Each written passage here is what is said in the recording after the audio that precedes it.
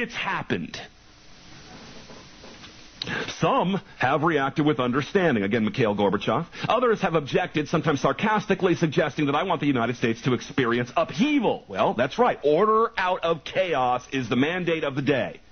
Just like the former Soviet Union, in my country particularly, caustic reactions have come from opponents of Perestroika, people with short memories and a deficit of conscience. Because again, the former KGB head doing such a wonderful job for freedom in Russia. Our Perestroika signaled the need for change in the Soviet Union, but it was not meant to suggest capitulation to the U.S. model today. The need for a more far-reaching Perestroika, one for America and for the world, has become clearer than ever.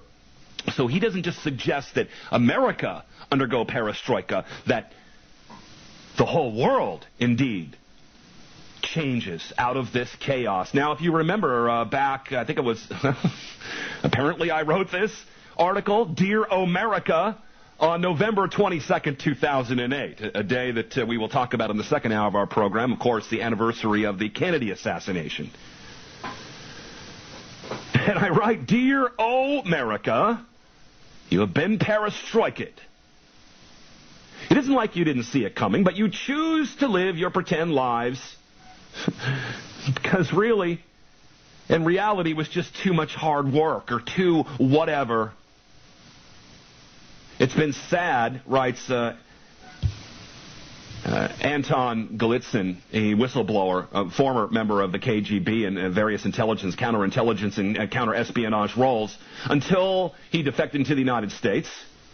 Wrote this in his foreword to his 1998 book, The Perestroika Deception. To observe the jubilation of America and West European conservatives who have been cheering Perestroika, quote-unquote, without realizing that it's intended to bring about their own political and physical demise. Liberal support for Perestroika is understandable, but conservative support came as a surprise to me. Perestroika is the result of 30 years of preparation and strategy and the restructuring of the whole world, he writes on page 35. And this is what Mikhail Gorbachev had said in his book, New Thinking for Our Country and the World, back in 1988. Those who hope we shall move away from the socialist path will be greatly disappointed. Every part of our program of Perestroika is fully based on the principle of more socialism and more, quote-unquote, democracy.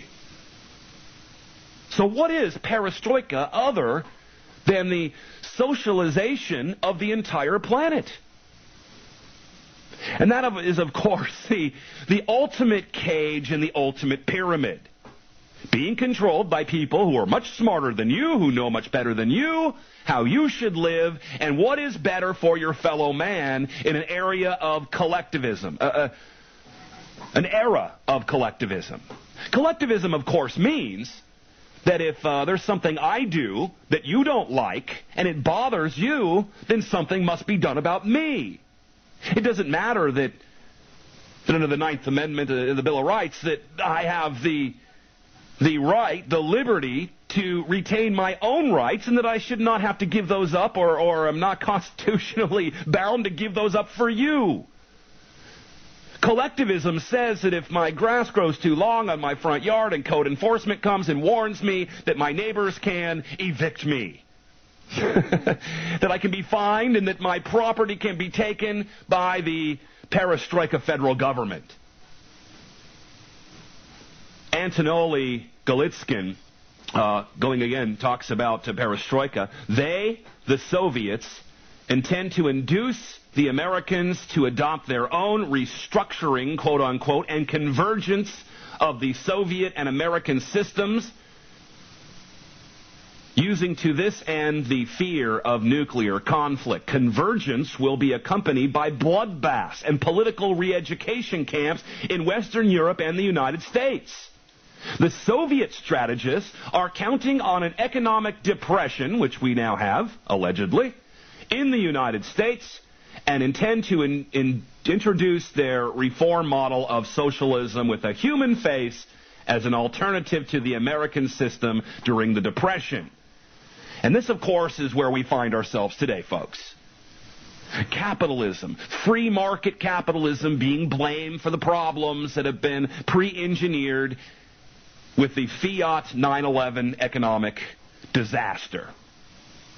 And of course, again, when that is the problem, you need to have a solution. And what is the solution? It is Perestroika.